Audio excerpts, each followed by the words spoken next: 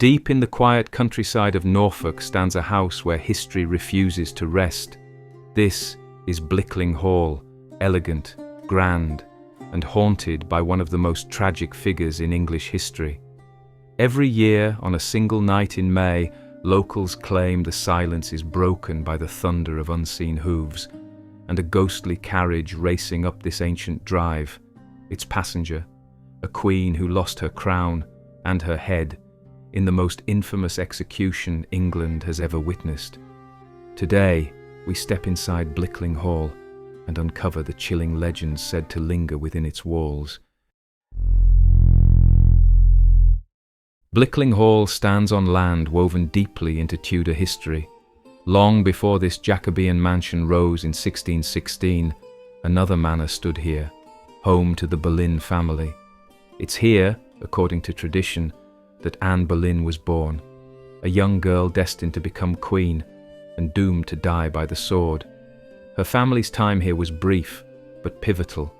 They left behind a legacy of ambition, scandal, and tragedy that still clings to this place like winter fog.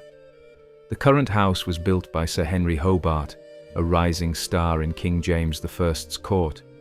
With sprawling gardens, grand staircases, and one of the most impressive libraries in England, Blickling was designed to project power and refinement. Over the centuries, dukes, earls, and aristocrats walked these corridors. Servants whispered stories, and visitors swore they felt watched. Today, Blickling Hall is cared for by the National Trust, a peaceful estate by daylight, yet when night falls, its history feels very close. Too close, some say, because this house doesn't just remember its past, it relives it. Anne Boleyn, intelligent, ambitious, magnetic. Born into a rising noble family, she spent part of her childhood on this very estate before leaving to join the royal court. There, she caught the eye of King Henry VIII, a king desperate for a son and a legacy. He pursued her with relentless passion, and Anne, sharp and politically aware, refused to become just another royal mistress. She wanted marriage and the crown. To have her, Henry broke with the Catholic Church, shattered centuries of tradition, and reshaped England forever. Anne Boleyn became queen. But queens are never safe in a court built on ambition and paranoia. Within 3 years, Henry turned against her. Accused of adultery, incest, and treason, charges widely believed to be fabricated, Anne was condemned. On the 19th of May 1536, she walked to the scaffold at the Tower of London, calm, composed, and with a single stroke of a swordsman's blade, her crown and her head were severed. Every year, on the night of May 19th, the anniversary of her execution, witnesses say Anne Boleyn rides home. A spectral carriage, pulled by headless horses and driven by a headless coachman, races toward the hall.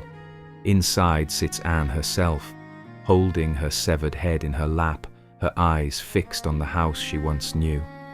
Anne steps out, drifting through stone and oak, as if the barriers of the living world no longer apply. Some claim to have seen her wandering the corridors, pale, restless, forever searching for something she lost long ago. Not a crown, but peace. But Anne is not the only Boleyn said to haunt these grounds. Her father, Sir Thomas Boleyn, is cursed, condemned for failing to protect his daughter. His punishment? To drive a phantom coach for 1,000 years, crossing 12 bridges before dawn breaks. His own head carried under his arm. Locals swear they've heard the wheels grind on empty roads and seen a pale figure rush past, horses that never breathe, hooves that never strike the earth.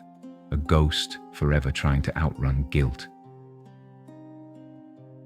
Anne Boleyn may be the most famous spirit said to wander Blickling, but she's not alone.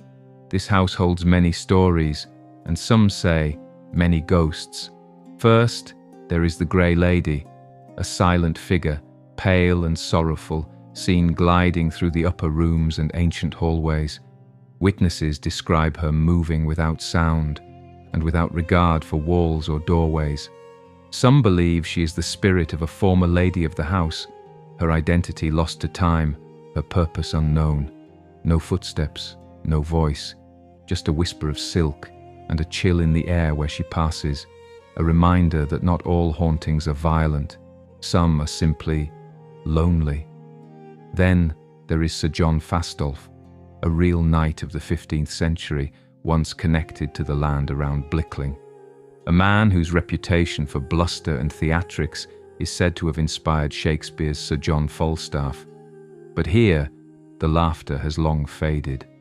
Visitors and staff have reported the feeling of being watched in certain rooms, as if a stern soldier from another age still inspects the halls. A darkened figure in armor, glimpsed and gone. A knight forever guarding a legacy history has misunderstood. And finally, the restless spirit of Sir Henry Hobart, the very man who built this grand house. In life, Hobart was ambitious, powerful, and proud. But his life ended not in comfort, but in pain, wounded in a duel and brought home to die within these walls. Some say his groans still echo faintly in quiet corridors. Others have felt hurried footsteps behind them, as though a presence still patrols its creation, unwilling to surrender it, even to time. If you visit Blickling Hall today, you won't walk into a ghost story, at least, not at first. By daylight, the estate feels peaceful. Acres of gardens, lakeside paths, and ancient trees that have watched centuries pass in silence. The hall itself is now cared for by the National Trust, and much of it is open to the public. You can wander through grand rooms lined with portraits and tapestries, explore the long gallery, and step quietly through the library where history sits waiting on the shelves. The grounds stretch across rolling parkland and woodland trails, beautiful in summer sun and hauntingly still in winter mist. Guided tours run throughout the year, and seasonal events bring the estate to life. But if you prefer a quieter visit, come early, or stay until the light begins to fade.